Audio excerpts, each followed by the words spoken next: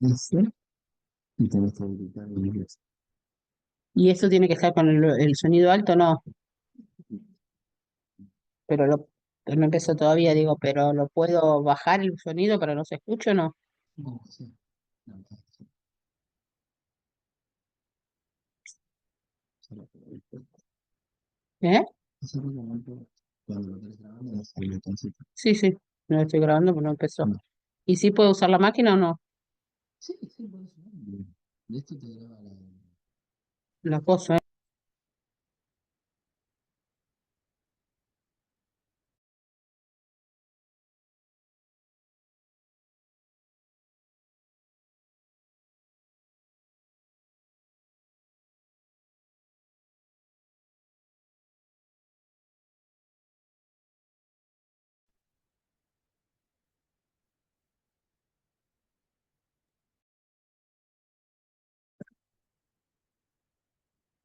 Pues ya en unos minutitos estamos comenzando. Tenemos un pequeño problema técnico, disculpen.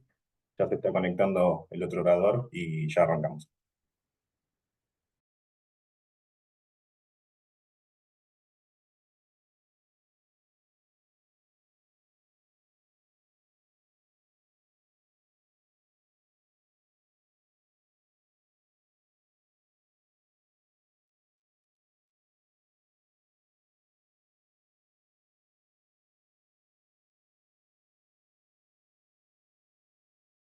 Buenas tardes, ¿cómo está Gus?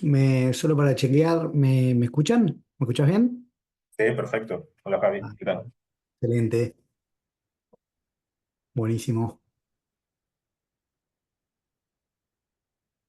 Igualmente, creo que ya estaríamos en hora para comenzar, pero hay poca gente conectada todavía.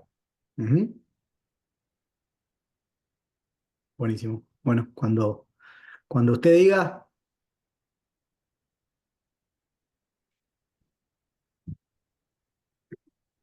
¿Compartís la presentación, Javi? Porque la sí, tengo tomada. tenés que habilitar para que pueda compartir, ¿eh? Dale, dale.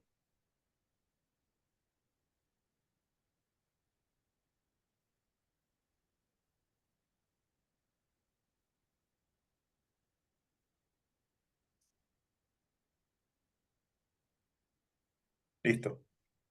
Excelente, creo que ahí, solamente para doble chequear,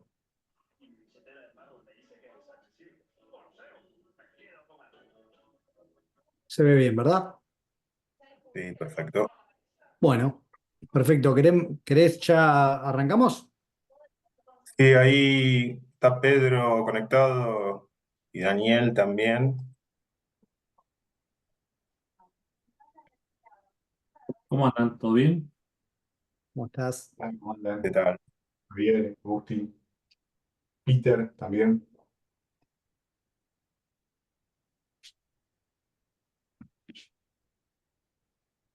Tenemos conectadas 18 personas. No sé si quieren arrancamos, son y 36 ya. ¿Dónde dejé la lapicera? Bien. Sí, como quieran, igual se está grabando, así que no. La Bien. Mucha gente lapicera que que lo va a está ver por acá. después. Ahí está. Bueno, excelente, arrancamos entonces. Hola, buenas tardes. Buenas, buenas. ¿Qué tal? Buenas tardes. Tenía expresada como pocas veces, como con esa niebla mental, Lo hasta que que empecé a sí tomar polo magnesio y vamos con a pedir sí, también. Pero si, no quedó ahí. si Además de pueden, igual si no vamos muteando nosotros también, así todos se escucha bien. Bueno, damos comienzo, ¿te parece, Gus? Dale, sí, perfecto, arranquemos. Bueno, bien, hoy un poco la charla de hoy, primero agradecerles por el espacio, por participar. Eh, La verdad que hoy es un día, por lo menos en cuanto a lo climático, bastante complicado y eso, por lo menos yo miro para afuera y está todo absolutamente oscuro con una lluvia torrencial por estos lugares, así que para quienes hayan tenido algún tipo de complicación o algo, que estén ustedes acá, la verdad que les agradecemos un montón. Hoy la idea de la charla es hacer un repaso, si quieren, un poco más desde la industria de lo que está pasando con inteligencia artificial generativa y con cómo esto se relaciona o qué desafíos nos trae desde un punto de vista de la ciberseguridad, los riesgos, las cuestiones éticas, las consideraciones que hay que tener a la hora de diseñar este tipo de soluciones. Así que bueno, vamos a estar charlando un poco de eso. La charla la vamos a llevar a cabo. Yo me presento, soy ingeniero Javier Minondo. Soy uruguayo, vivo en Uruguay. Además tengo un máster en gestión de empresas de tecnología y actualmente soy el líder de los Business Solution Architect, básicamente un nexo entre equipos comerciales y equipos técnicos, diseñando soluciones para nuestros clientes. ¿Y Gus, tuyo? Para los que no me conocen, porque soy parte también de la diplomatura actualmente, Gustavo Pontoriero, soy líder de ciberseguridad de Nubiral. Y bueno, dentro de Nubiral tengo puesta una doble gorra, ¿no? En el sentido de ayudar, ¿no? A nuestros clientes con toda la temática, ¿no? de ciberseguridad. Y por el otro lado también proteger la ciberseguridad nuestra, ¿no? Así que vamos a hacer la presentación. Excelente. Bueno, como les decía, sí, por supuesto que siempre bienvenido. Quienes quieran participar, que tienen si quieren, tienen alguna duda, alguna pregunta, algún comentario, bienvenido sea.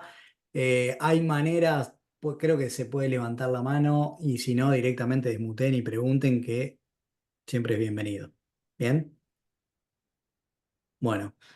eh, ¿Cuál va a ser la agenda de hoy?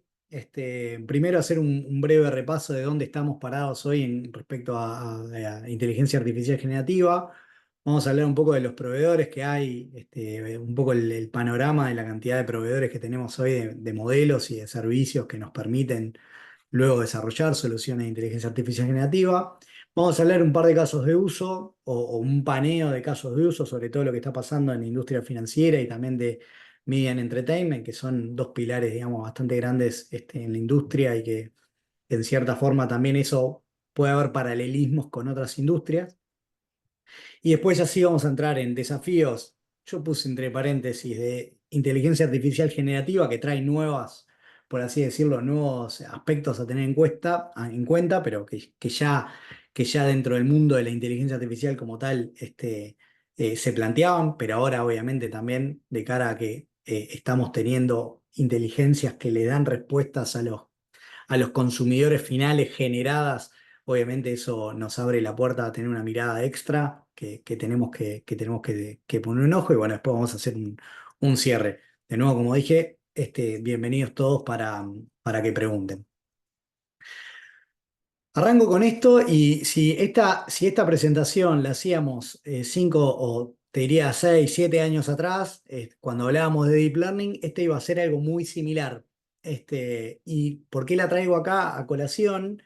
Si bien se repite, ¿no? Es decir, bueno, ¿hay un punto de inflexión o no hay un punto de inflexión? Sí, la verdad es que creo que nosotros ya estamos en esta zona, digamos, pasamos lo que es las innovaciones en cuanto a Machine Learning, estamos en un momento de avances tecnológicos que han sido habilitados gracias, obviamente, a lo que es el poder, la capacidad escalable de cómputo que hoy por hoy las empresas tienen y la cantidad masiva de datos que se generan, pero que además se recaban, se guardan, se limpian y se utilizan para entrenar modelos y para hacer investigaciones, que la verdad estamos en un momento que es bastante, por lo menos bastante llamativo y con mucha aceleración, y que en cierta forma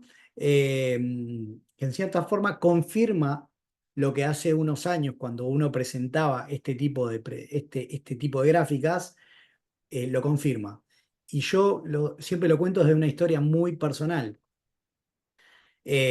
Hace un año y medio, diré, estaba en un cumpleaños familiar y con una familiar que tiene más de 60 años, que no tiene nada, o sea, no tiene nada que ver con el mundo de tecnología. A ella le llamaba poderosamente la atención lo que estaba pasando con ChatGPT y cómo ella lo había usado, lo había probado para jugar y hacer algunas cosas.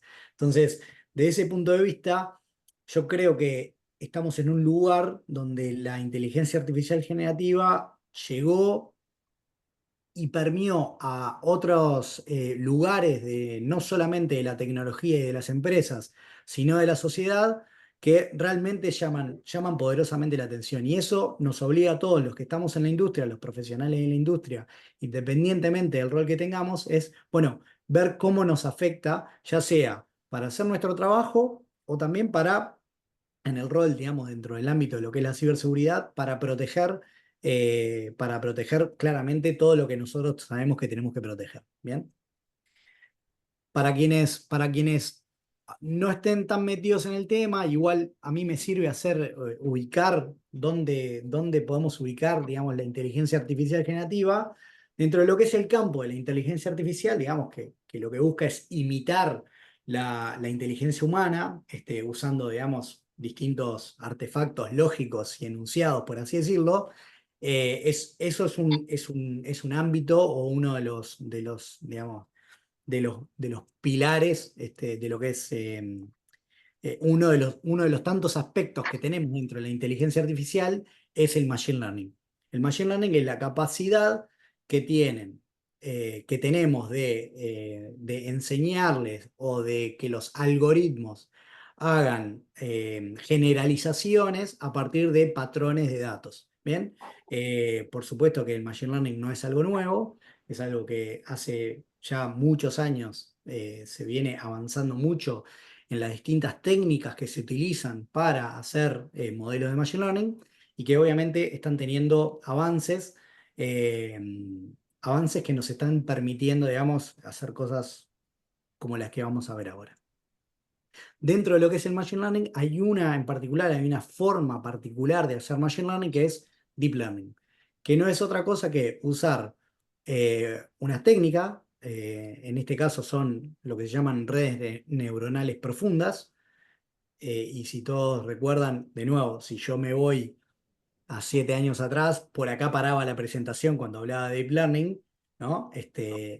Y decía, bueno, Deep Learning básicamente hoy por hoy es la estrella, es la técnica, por así decirlo, o la forma de hacer Machine Learning que está generando los mayores avances y las mayores oportunidades de negocio. Tuvo mucho impacto en todo lo que tiene que ver con reconocimiento, en todo lo que tiene que ver con procesamiento de video, reconocimiento de imágenes, eh, digamos, muchos quizás conocen la historia de Fei Lin, cuando se puso el objetivo de tomar videos de YouTube y reconocer gatos en videos de YouTube. Algo que parece tan simple, tan trivial y tan sencillo, claramente no lo es. Y eso nos posicionó como industria para generar muchísimos avances. Pero no es otra cosa que una técnica, una forma de hacer machine learning. Y dentro de lo que es, no sé si Ramiro querés preguntar algo o comentar algo, ¿no? Bueno, si no, ahí va, lo silenciamos. Bueno, y por último, el último escalón y lo que vamos a hablar hoy, que es AI generativa, básicamente lo que es el uso de redes neuronales profundas, que es hoy por hoy la forma que predomina a la hora de hacer AI generativa, que es utilizar redes neuronales profundas básicamente para generar contenido nuevo y original, pero que es coherente a la tarea específica que yo le estoy pidiendo a ese modelo que haga. ¿Bien? Ahora lo vamos a ver un poquito más. Entonces, acá estamos, en este punto, digamos, nos encontramos. Y este punto es interesante porque quiero mencionar algo que es un poco de terminología también y que nos sirve también para nosotros hacer una composición del lugar, que son los modelos fundacionales. Si uno piensa en cómo se hacía Machine Learning, incluso Deep Learning, uno lo que podía ver es que a partir de un conjunto de datos, ahí habla de conjunto de datos etiquetados, eso es un poco más discutible, pero bueno, en definitiva uno lo que terminaba haciendo es, a partir de un conjunto de datos, entrenaba un modelo de Machine Learning para hacer una tarea específica, ¿bien? La tarea específica podría ser extraer información, podría ser hacer una sumarización de,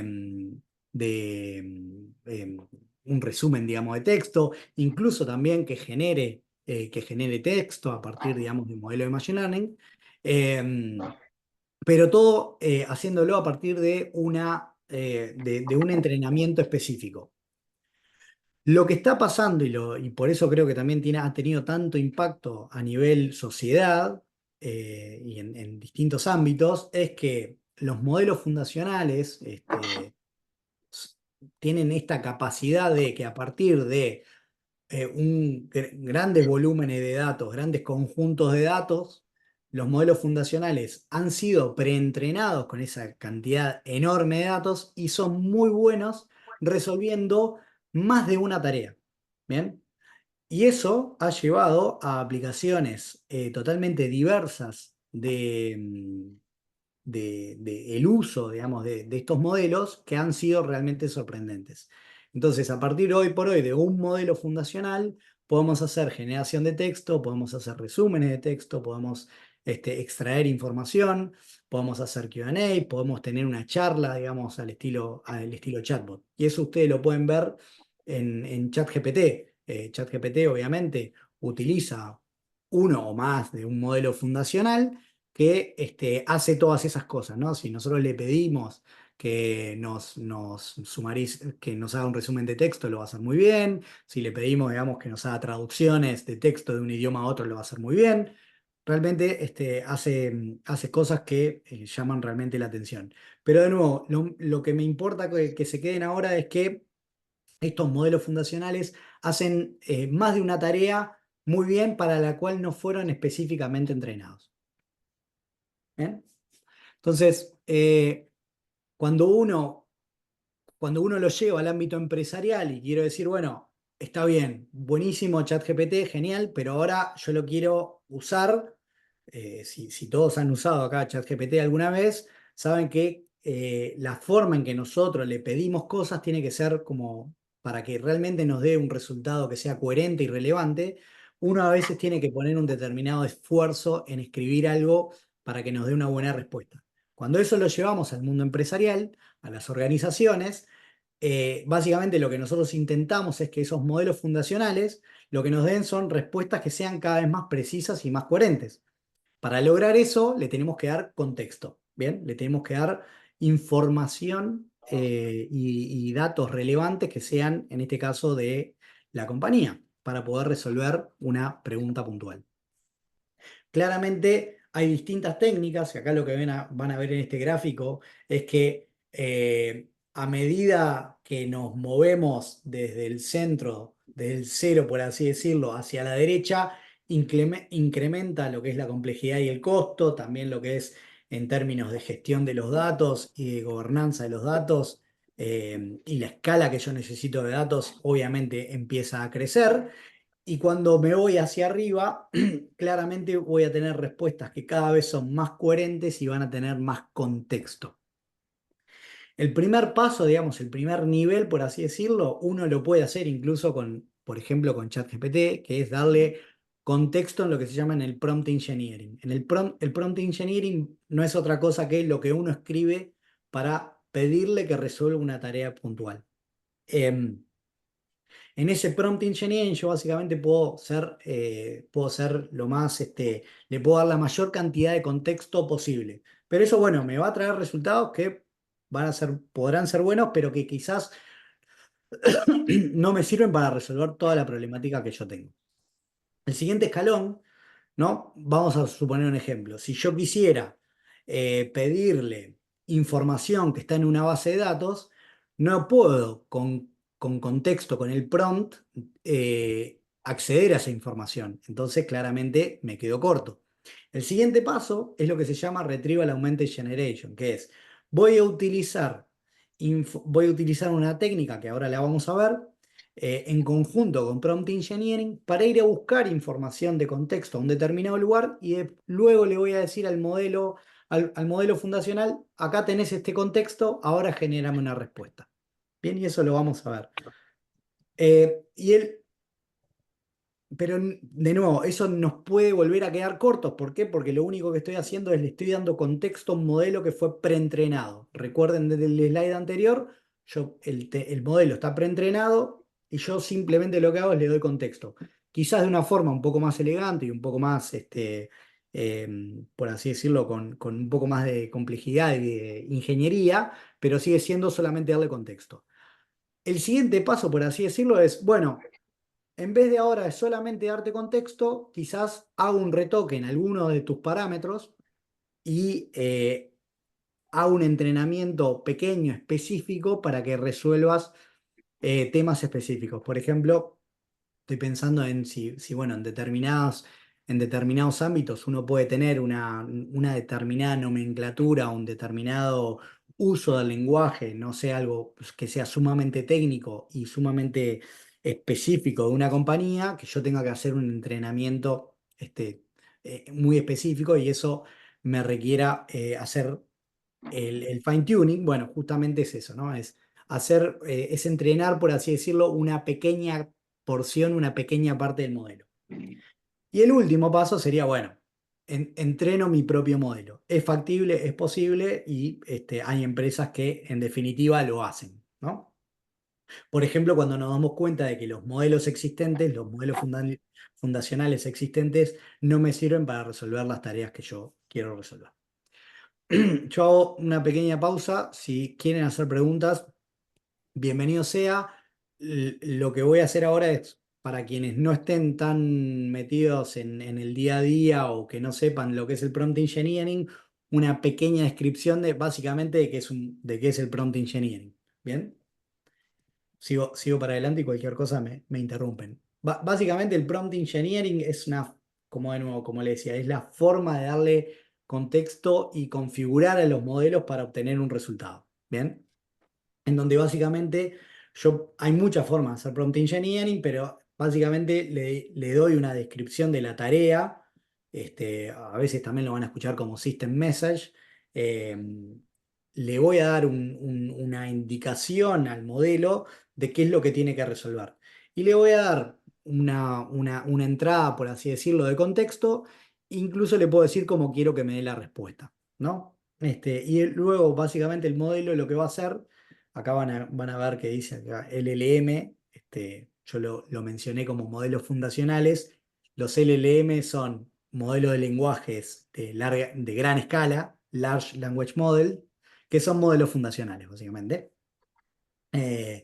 Y bueno, que cumplen la tarea de decir, ante ese estímulo de entrada, voy a generar una salida que sea lo más coherente posible. ¿Bien?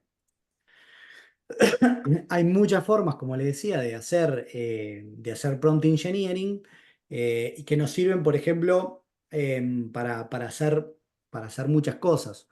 Una de las formas también que yo tengo bueno, ¿qué pasa si no quiero hacer un RAG o no quiero hacer un fine tuning, pero sí quiero hacerle como un pequeño aprendizaje de pocos ejemplos? Eso es lo que se llama few shot learning.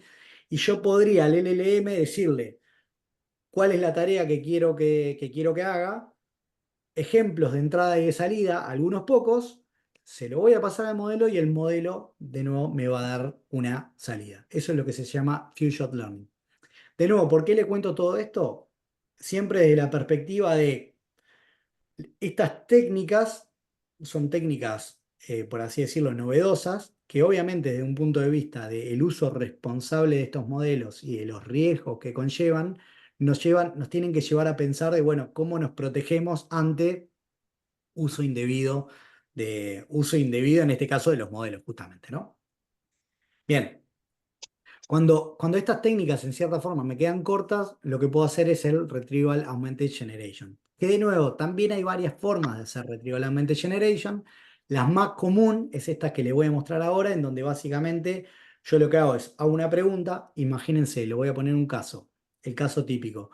Imagínense que yo quisiera saber cuáles son los beneficios por paternidad de la empresa Nubiral. Eso típicamente está codificado en una política y esas políticas en general son privadas de la empresa. Entonces no lo voy a tener publicado en internet. Entonces, yo le pregunto a ChatGPT, ChatGPT seguramente no lo sepa. Bueno, ese es un caso típico de hago Retrieval Augmented Generation, en donde básicamente lo que voy a hacer es ese documento lo voy a transformar en una base de datos vectorial para darle contexto y que el modelo de lenguaje sepa generarme la respuesta más coherente y apropiada. ¿Bien? Pero es una forma, hay muchas maneras de hacerlo. ¿Bien? Para eso, para entender esto, digamos, de qué son los vector embeddings y para que entiendan de que hay muchas maneras de hacerlo, no quiero irme muy a lo técnico, muy abajo, pero básicamente los embeddings son una forma de codificar relaciones, son representaciones numéricas que nos ayudan a codificar relaciones. En este caso, estoy mostrando entre palabras, ¿bien? Por eso es que además funcionan muy bien estos modelos, a pesar de que uno pueda escribir con faltas de ortografía y con un montón de pequeños detalles, ¿no? Que tiene el lenguaje y que lo hace tan complejo. Bueno, es una forma de capturar básicamente el significado y las relaciones entre las palabras. ¿Bien? Con esto, digamos, los LLM lo que logran hacer, obviamente, es utilizan este poder que tienen estos modelos de embeddings para justamente capturar el significado la forma más fiel posible y generar respuestas que sean realmente muy buenas. Entonces, básicamente lo que hacen estos tipos de soluciones de RAG es toman data que es privada de la empresa, ahí habla de data chunks, pero básicamente, si quieren eso es un poco más técnico, pero básicamente lo que lo hacen es lo meten dentro de bases vectoriales, se generan los embeddings y eso queda como en una base de datos vectorial y luego lo que vamos a hacer, y esto lo paso al siguiente slide y quiero que quede bastante tiempo para Gustavo. ¿Cómo esto va a funcionar? Bueno, lo que ven ahí arriba a la izquierda, el user prompt, ¿no? Por ejemplo, la pregunta que puede hacer una persona, ¿no? de una empresa, por ejemplo yo, ¿cuáles son los beneficios por paternidad en Nubiral? Ese es el user prompt. Lo que va a hacer ese voy a usar el modelo de embeddings, para eso hacer una codificación de esa pregunta. Luego con ese vector, por eso se llama vector de embeddings, con ese vector voy a hacer una búsqueda en el espacio vectorial y es la gráfica que ven acá, es este embedding space que se ve por acá. Uy, perdón. Imagínense que con ese vector yo lo que voy a ir a hacer es lo que está marcado en verde, voy a ir a buscar todos los vectores que son parecidos o que están cerca. ¿Bien? Entonces, cuando yo me traigo todos esos vectores, imagínense esto, yo lo pienso siempre como, para verlo bien gráfico, como una aguja imantada, que lo meto adentro de o un clavo imantado, que lo meto adentro de un balde con clavos imantados, con clavos, y me traigo los que son relevantes, los que están cerca. Cuando me traigo esos vectores, básicamente, que son todas las porciones del documento que son relevantes a la pregunta que yo estoy haciendo, lo voy a agregar al prompt y se lo voy a pasar al modelo de lenguaje y el modelo de lenguaje me va a generar la respuesta. ¿Por qué les cuento todo esto? De nuevo, para que entiendan de que en este tipo de arquitecturas y en este tipo de soluciones, cuando las estamos construyendo, hay un montón o hay una cantidad de servicios, de artefactos que claramente tenemos que poner una mirada muy atenta de cómo está haciendo el uso de esos recursos, el uso de los datos en esos recursos a la hora de pasárselo a un modelo de lenguaje preentrenado para que me genere una respuesta. ¿Bien? Y esto no solamente funciona con texto, claramente, pero se ve, digamos, en muchos casos de uso que estamos viendo en la industria. De lo que tiene que ver con, bueno, generación de texto claramente, lo que son interfaces conversacionales, lo que son extracción de corpus de texto muy grandes, bueno, poder hacer extracciones de porciones que sean relevantes. mejoras en las búsquedas, ¿no? Con esto de los embeddings que le mencioné, traernos la información que realmente es relevante. Generación de código, de nuevo, ¿por qué? Porque imagínense, el código fuente con el cual uno escribe y con el cual uno programa es muy estructurado, con lo cual es mucho más simple que el lenguaje nuestro, con lo cual hacer una traducción de lenguaje natural a código es realmente, a partir de documentación generar código y viceversa, es algo que se está utilizando mucho. Todo lo que tiene que ver con generación también de imágenes, o sea, saliendo un poco de lo que es texto, imágenes también sirve, funciona, lo que es video, lo que es música, todo eso hoy por hoy se está utilizando en las distintas industrias. Bien, ¿hay alguna pregunta? Si no, sigo para adelante. Cualquier cosa, vos que sos mi coanfitrión, me frenás, ¿eh? Dale, perfecto. Bien.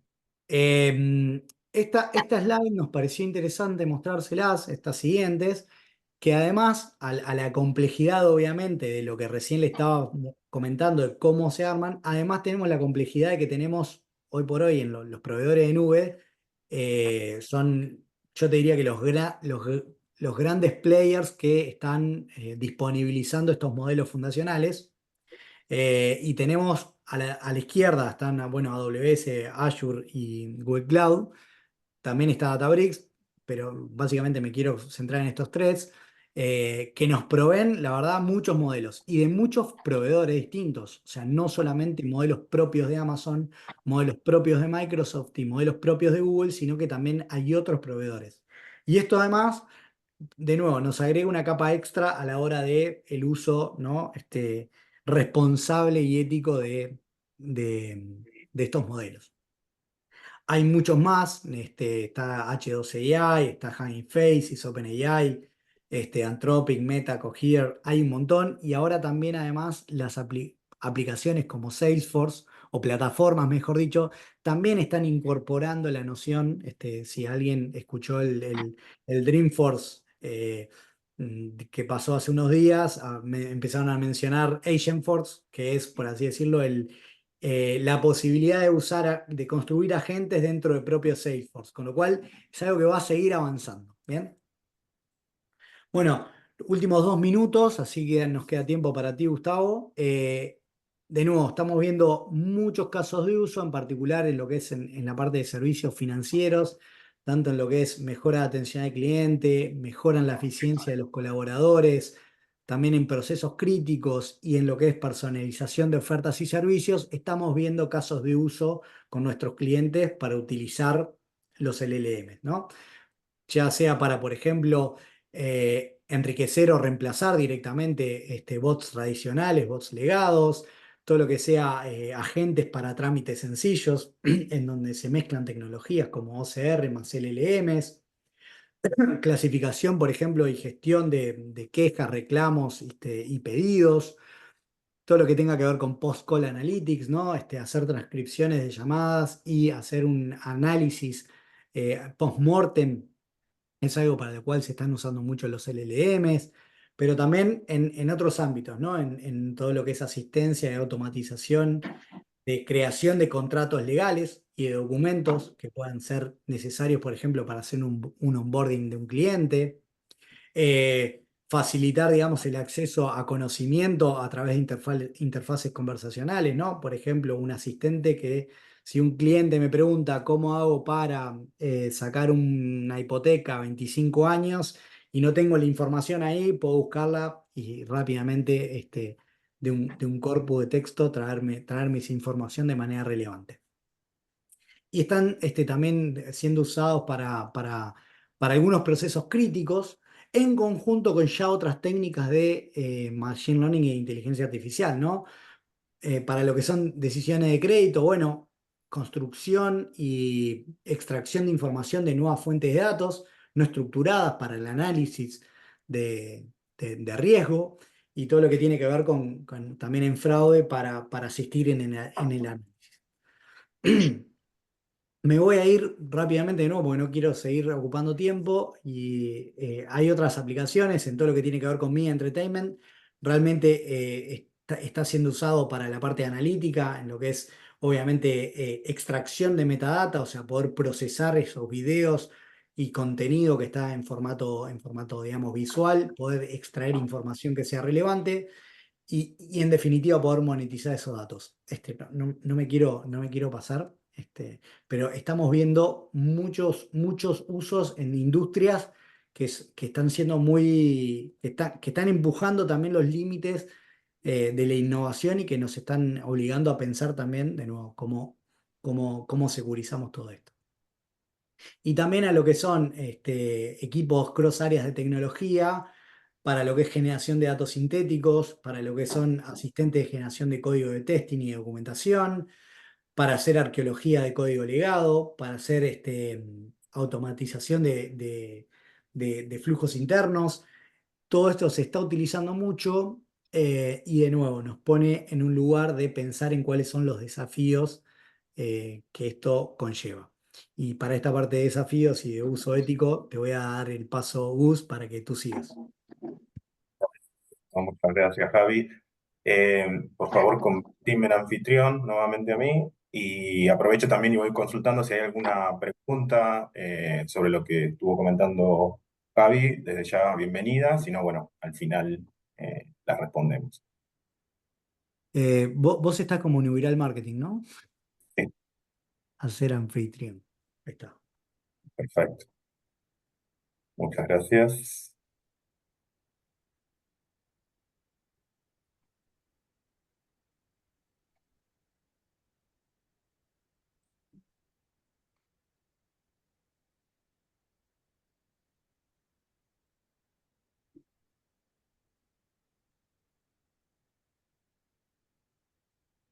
Bueno, perfecto. Están viendo la pantalla, ¿no? Sí, sí, perfecto.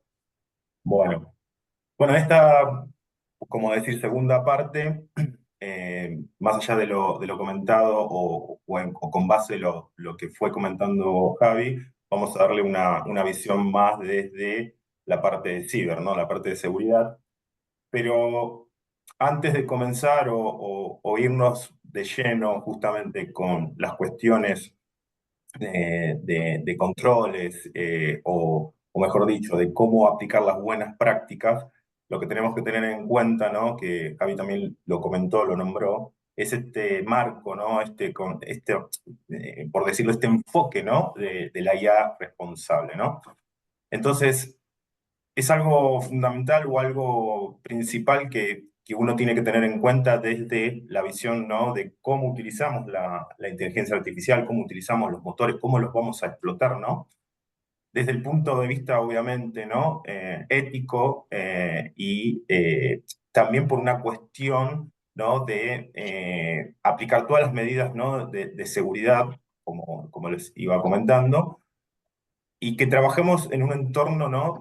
Fiable, ¿no? Y de manera ética, en el sentido de evitar justamente los sesgos, ¿no? Que podría haber en cuanto a la información que podemos tratar con estos motores, ¿no? Entonces, dentro de lo que es la IA responsable, lo que tenemos que tener en cuenta es estos tópicos, ¿no? Estos puntos que nos van guiando, nos van estableciendo, ¿no? Marcos en el sentido de distintas temáticas, ¿no? Por ejemplo, el caso de la equidad, ¿no? Esto que les comentaba del sesgo, y sobre todo cuando Javi hablaba del entrenamiento, ¿no? Del modelo, tenemos que tener mucho cuidado o considerar, ¿no?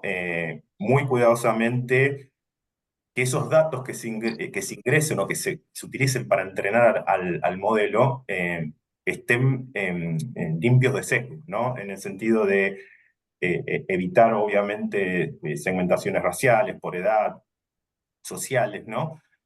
Tener cuidadosamente bien identificada, ¿no? La información, o mejor dicho, ese input que le vamos a dar o ese entrenamiento que le vamos a dar de información al motor, ¿no? Después, por otro lado, está la transparencia, ¿no? Que la transparencia enfoca o este punto está pensado más en cuanto a tener conocimiento, ¿no? De cómo funcionan los algoritmos del motor, o sea, de cómo funciona el motor propiamente dicho, ¿no? Luego, el marco de la no maleficencia, ¿no? Orientado particularmente a, obviamente, no dañar a las personas, a la sociedad, o sea, que tengamos sumo cuidado también con el contenido de esa información o qué información va a estar tratando el motor, sobre todo por estas temáticas, ¿no? También, ¿no? Obviamente entran temas de medio ambiente y diferentes tópicos. Puntualmente, después el caso de la responsabilidad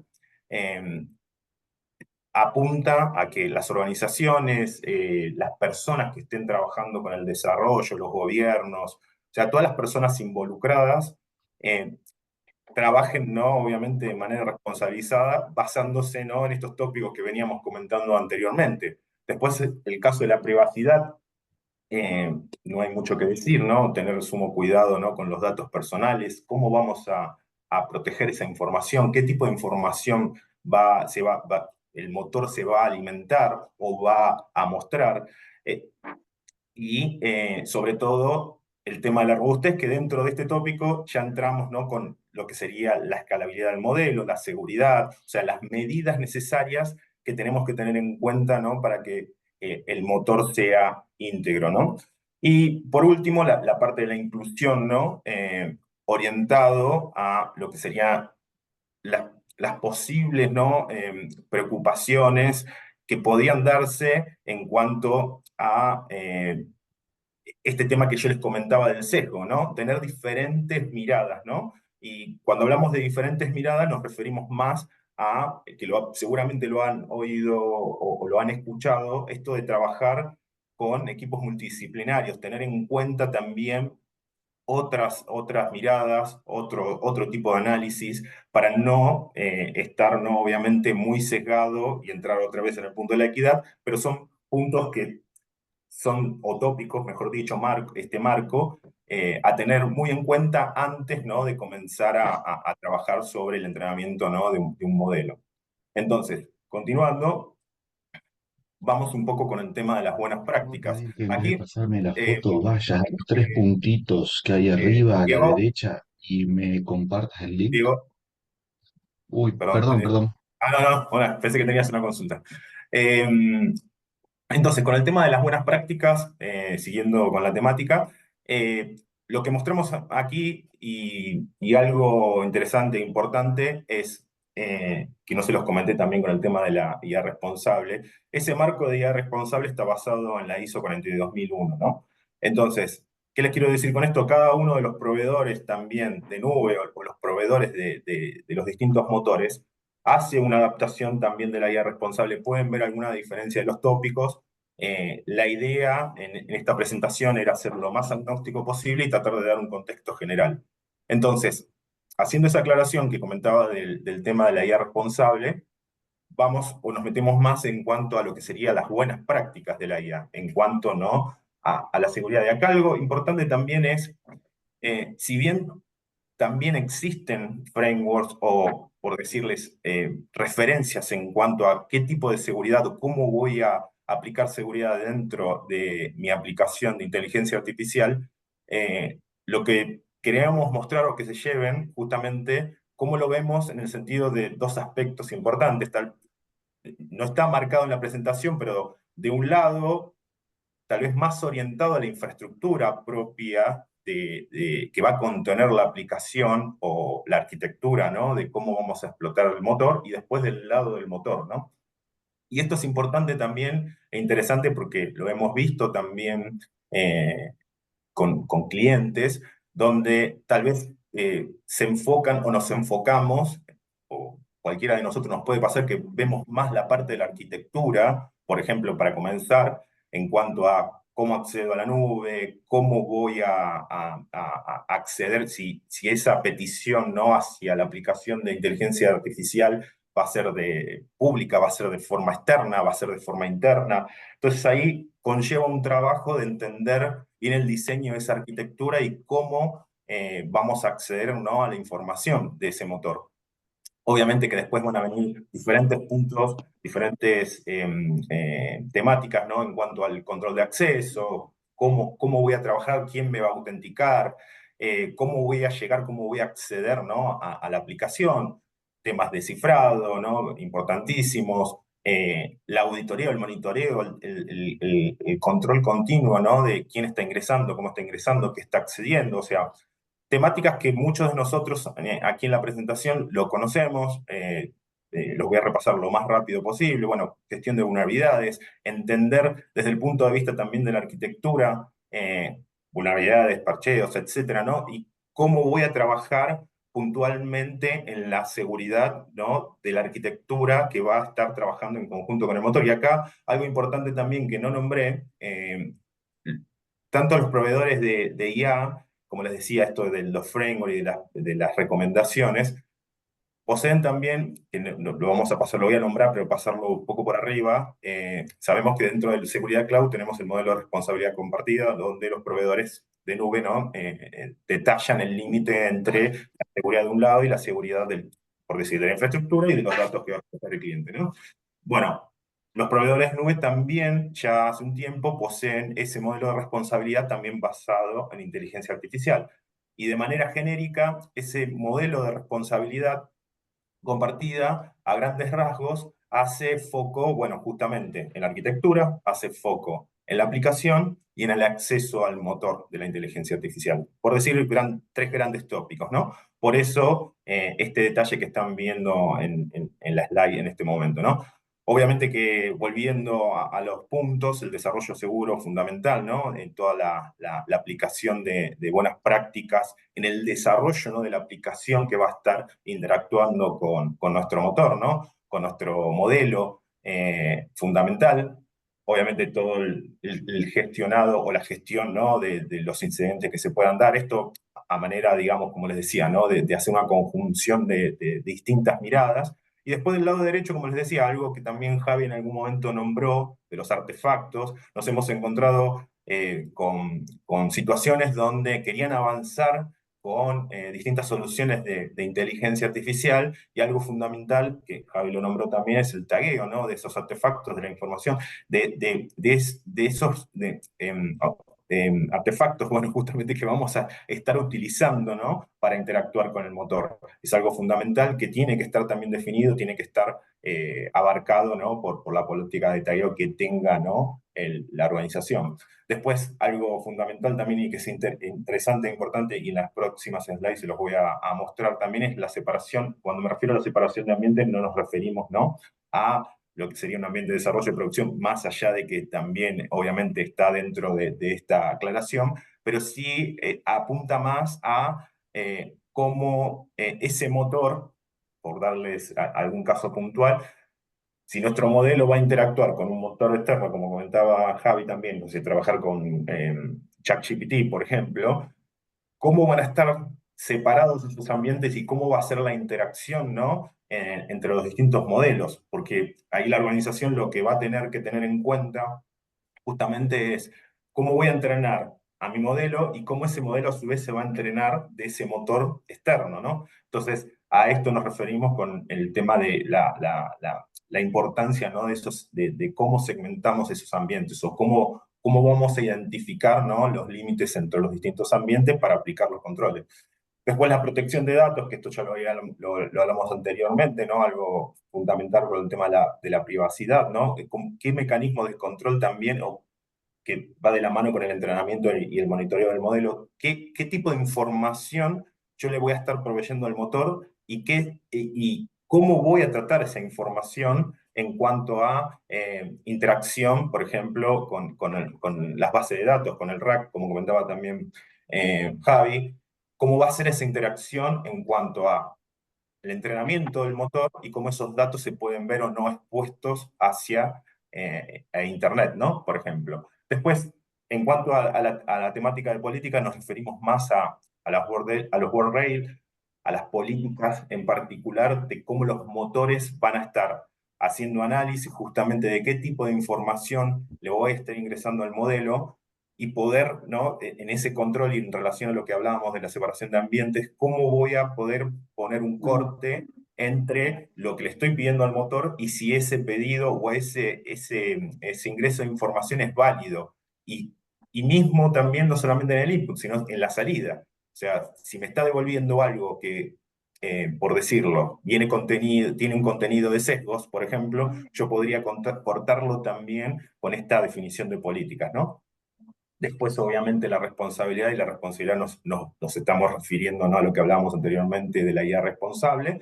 Y por último, obviamente, la gobernanza y el cumplimiento normativo, que en este sentido nos referimos más, obviamente, a qué tipo de normativa vamos a tener que cumplir y cómo nos alineamos también en cuanto a todo este ciclo que veníamos hablando, en cómo vamos a tratar justamente la información. Acá no está nombrado, obviamente que está detallado abajo en cuanto a la actualización, mantenimiento y capacitación, el tema de riesgo, que es obviamente importantísimo.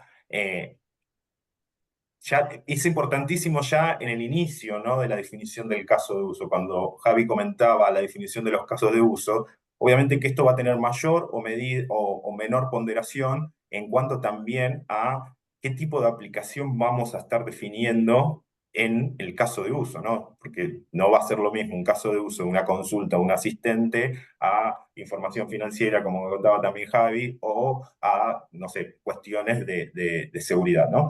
Entonces, esto también es importantísimo y que cubre todo el circuito. Y desde ya el tema de la actualización, mantenimiento y capacitación nos referimos a eso, en cuanto al conocimiento de las personas, ¿no?, que van a estar trabajando en cuanto al motor, que es escaso, lo sabemos, y sobre todo que es una temática muy dinámica y esto se viene actualizando y modificando día a día. Entonces, es importante, ¿no?, este tema, este último tópico, ¿no?, de la actualización, mantenimiento y capacitación, en el sentido de estar día a día, ¿no?, al tanto de las novedades, ¿no?, por decirlo. No sé si alguien tenía una pregunta o alguna consulta. Bueno, ¿Qué continúa tal? entonces. ¿Cómo estás? Perdón la interrupción. Yo tenía una, en Sí. base a buenas prácticas, ¿están basadas en particular en alguna normativa específica o en alguna normativa que está apalancada por alguna determinada cosa? Sí, me adelanto a alguna de las slides, pero basadas, esta como hacía la aclaración, todo ese compendio de prácticas, en realidad, desde el punto de vista de la arquitectura, como detallaba, basadas en NIS, basadas en el CIDE, SSA, etc. Después, del lado de la inteligencia, hay cierta documentación ya publicada por el NIS, por ejemplo, OWASP también tiene lo suyo, pero sobre todo basado en esto que comentaba de los modelos de responsabilidad compartida también que brinda cada una de los proveedores de nube, ¿no? Entonces es un compendio, ¿no?, que tienen un marco desde ya, pero por detrás ese marco, como te decía, pueden estar basados o salen del NIS, pueden salir del OWASP también, y es un compendio de buenas prácticas. Después, puntualmente, cada proveedor, la idea no era entrar en cada proveedor de nube, pero Microsoft tiene sus recomendaciones, por ejemplo, sobre lo que sería Copilot. Después, lo mismo, por ejemplo, en el caso de AWS y lo mismo en el caso de Google, ¿no? No sé si Federico con eso respondo Muchas o... gracias, sí, por supuesto, gracias. Gracias. Muchas gracias. En el caso de Amazon, voy a hacerlo un poco más rápido para no pasarnos del tiempo, ¿no?, estipulado. Esto que les comentaba de las capas, ¿no? Por ejemplo, tengamos en cuenta, ¿no?, que, bueno, Bedrock es un servicio justamente que ofrece AWS, ¿no?, para poder acceder vía API a los diferentes motores que ven del lado derecho, ¿no? En este caso puntual, no está marcado en esta arquitectura, pero por delante, obviamente tendríamos, dependiendo del escenario, tendríamos una definición también de arquitectura que estaría basada en lo que comentábamos en la slide anterior, ¿no?, donde cómo va a ser esta arquitectura, cómo va a ser este acceso, ¿no?, de la API, cómo voy a interactuar, si va a ser desde Internet, o sea, de manera pública, si va a ser interna. Entonces, sin entrar en esos detalles que lo comentaba anteriormente, después tenemos, ¿no?, la visión de seguridad desde los distintos proveedores, justamente basado ya en la interacción con el modelo.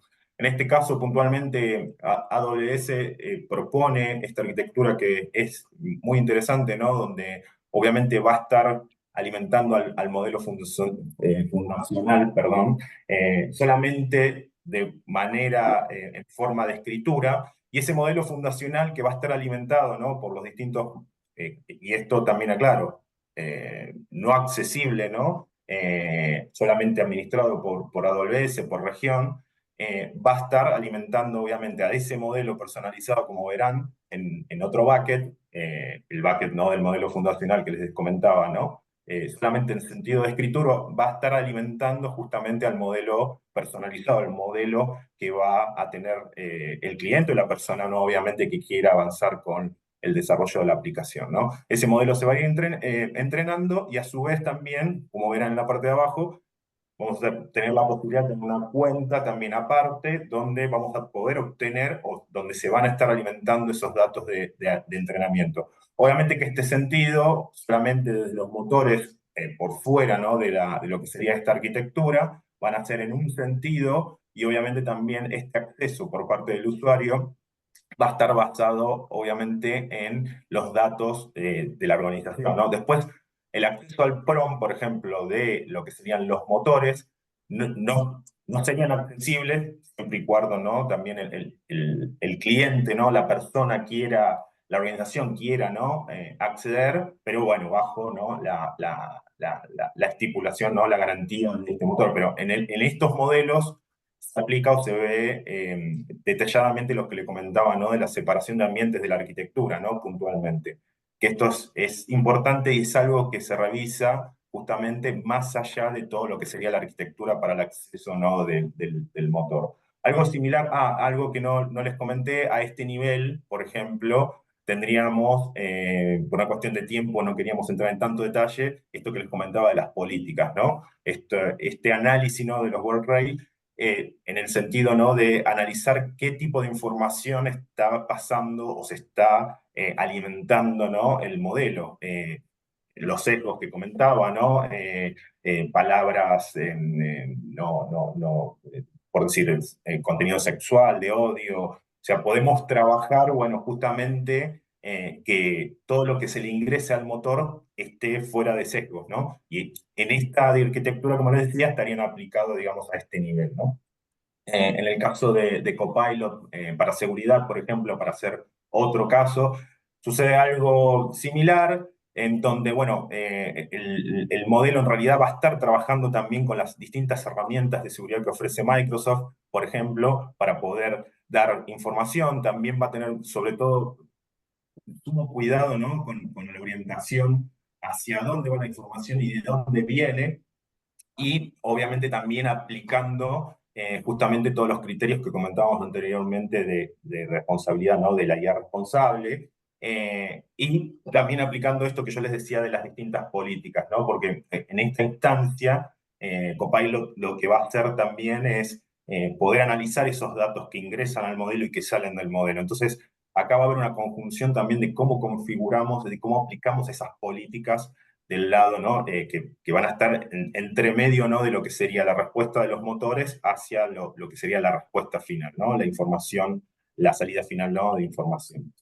Algo similar sucede también con Google, donde Google también utiliza el servicio de Armor para aplicar las políticas. Algo muy similar o muy parecido también a lo que veníamos hablando, ¿no?, donde el usuario va a hacer la consulta, va a pasar por el modelo de Armor, Armor va a hacer la conexión hacia el motor, y es Armor el encargado, ¿no?, en este modelo, donde también va a aplicar este tipo de políticas y donde va a estar analizando qué tipo de información, por todo lo que comentábamos anteriormente, va a estar siendo devuelta, ¿no?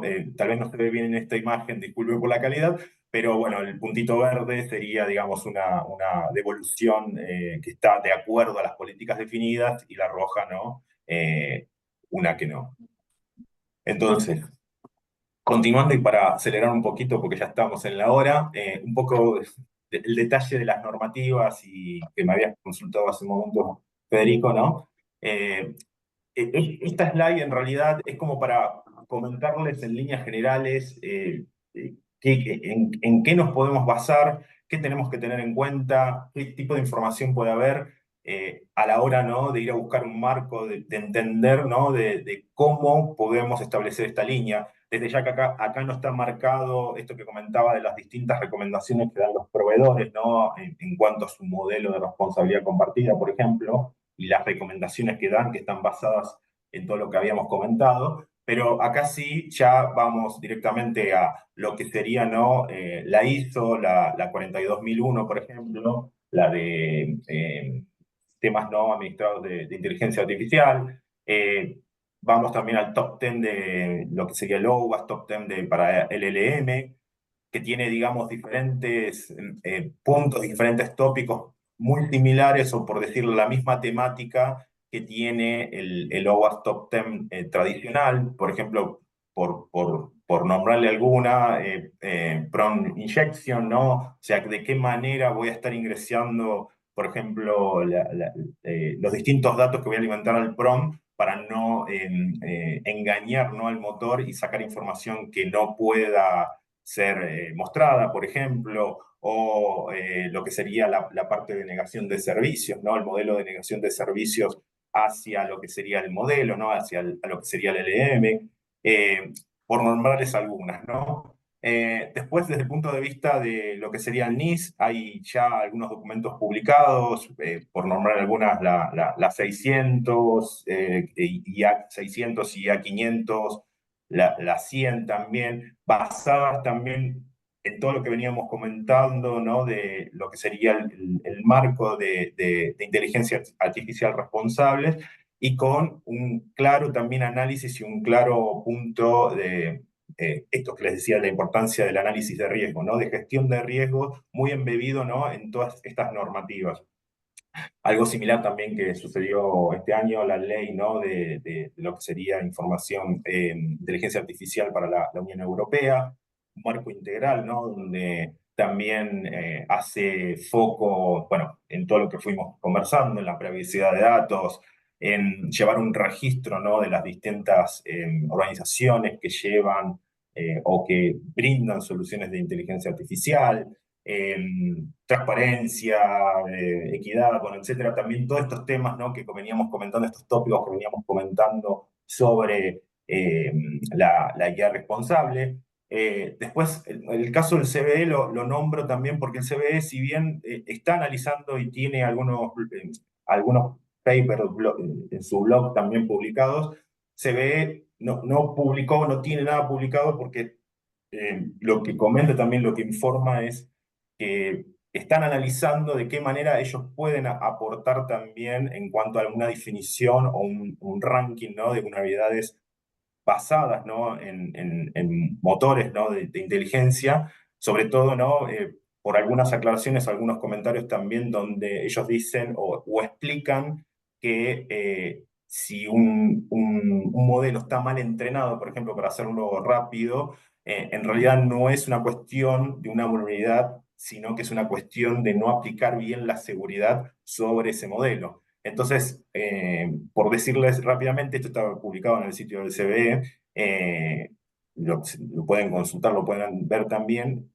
Lo que dicen realmente es eso, ¿no? O sea, que ellos están analizando todavía, viendo, pero que no tienen una conclusión sobre las vulnerabilidades en el sentido de armar un ranking como puede tener, ¿no?, como comentábamos recién de OWASP. Y después, ya yéndonos al ámbito local, se están trabajando en diferentes marcos, por decirlo ahí, como verán, está el de diputados o a nivel Poder Ejecutivo, por decirlo. Para dar una referencia, hay algunas iniciativas, algunos proyectos de ley, por ejemplo, en diputados, para leyes orientadas a la educación. Después, también hay algunas cosas publicadas también por lo que sería la Agencia de Acceso a la Información Pública. Por ejemplo, antes de ayer, si mal no recuerdo, también en el sitio de Ciberseguridad Latam publicó algo sobre esta temática, ¿no? Y que está basado, ¿no?, esto que les comentaba del acceso a la información pública, a generar un marco, ¿no?, una guía para el trabajo, ¿no?, de inteligencia artificial en cuanto a protección de datos, en cuanto, ¿no?, a la transparencia también que tienen que tener estas aplicaciones, no solamente en el ámbito gubernamental, sino también en lo que sería el ámbito privado. Saliendo un poco de lo que serían las normativas y metiéndole un poco más de rapidez por el tiempo, disculpen la demora, más allá de los casos de uso que ya había comentado Javi al inicio y que tienen, digamos, diferentes aristas y diferentes aplicaciones, desde el punto de vista de los casos de uso para seguridad, muchos de esos casos ya los comentó Javi, que tienen también, sobre todo en el caso del asistente, por ejemplo, pero y esto es algo que también conocemos nosotros de trabajar en ciberseguridad, ¿no? Que ya hace años que distintas soluciones vienen trabajando, sobre todo también, bueno, con el Machine Learning, y fueron evolucionando, están evolucionando, puntualmente, sin entrar en mucho detalle de cada uno de estos casos de uso, lo que sí les puedo comentar, o en base también a la experiencia, hay, desde el punto de vista de Google, de Microsoft, de AWS, hay infinidad de cosas que se pueden hacer, que se pueden aplicar, sobre todo, bueno, el caso de Microsoft también, que tiene con Copilot.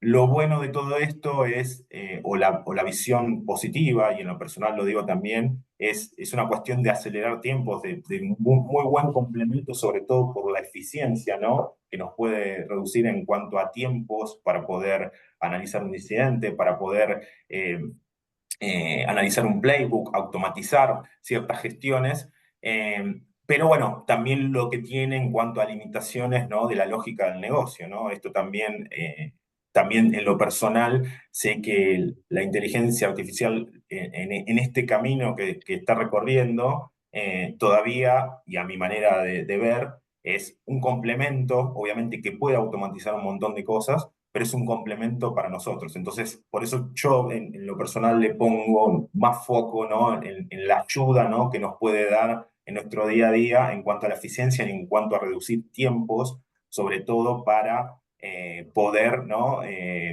Tomar mejores decisiones. Y acá también hago una aclaración en cuanto a las decisiones. Obviamente que esas decisiones o esos tiempos que nos puede reducir también van a depender mucho de cómo está entrenado el modelo, porque esas decisiones que digo de tomar o que nos aceleren en el tiempo, también pueden tener, pueden ser malas, pueden tener errores, pueden tener, ¿no?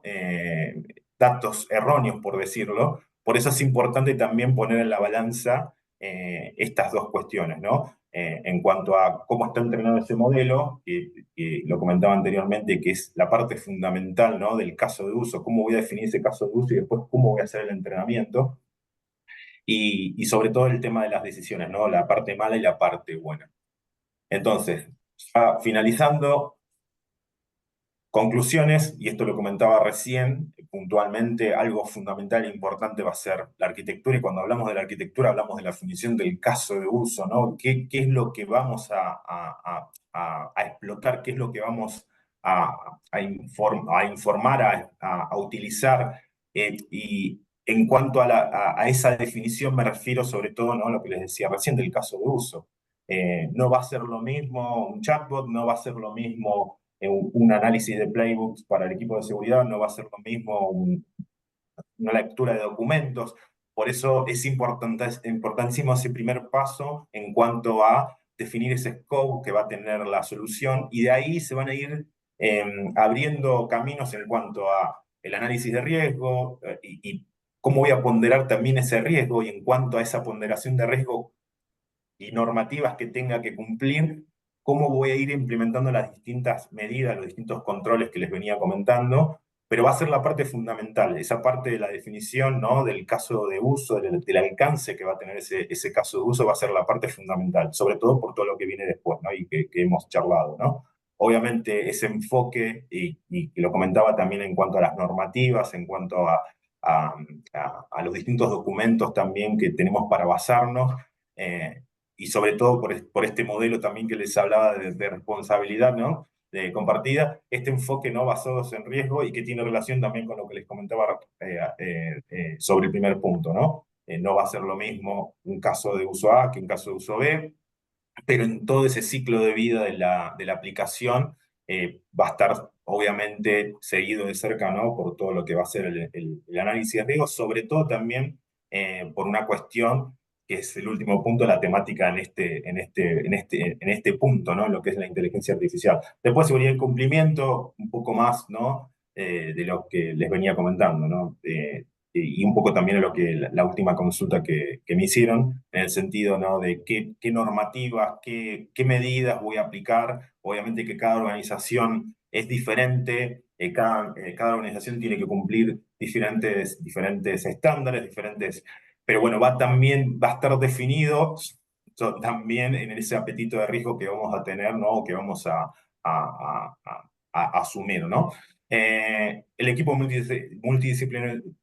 multidisciplinario, fundamental, esto que hablábamos también al principio de lo que es la guía responsable, ¿no? También de esas diferentes visiones, pero aquí puntualmente todo esto que fuimos viendo no va a estar solamente, por decirlo, gobernado o liderado por un equipo de tecnología o de sistemas o de seguridad, sino que va a haber gente de riesgo, va a haber gente del negocio, va a haber diferentes sectores que van a tener que trabajar en conjunto y trabajan en conjunto, ¿no? Obviamente por toda la temática que fuimos conversando.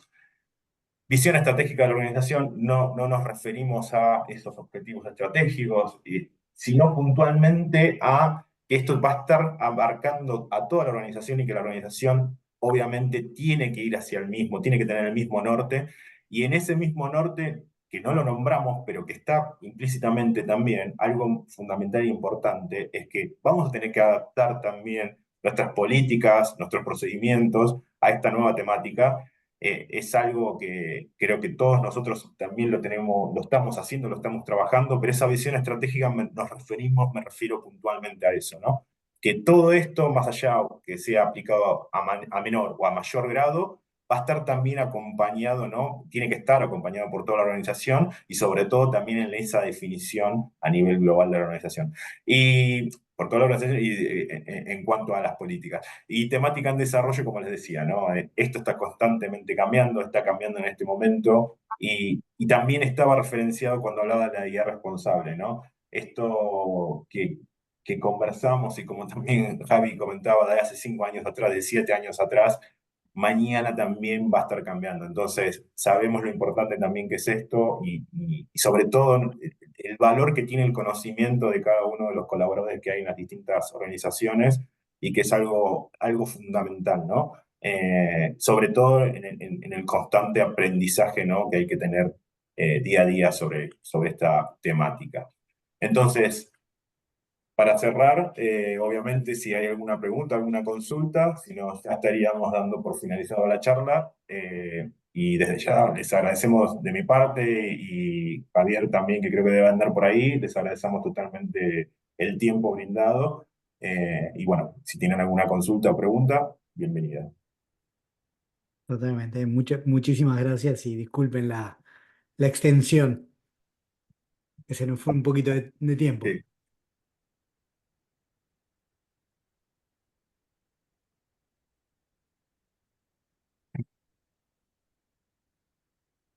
¿Alguna consulta, pregunta?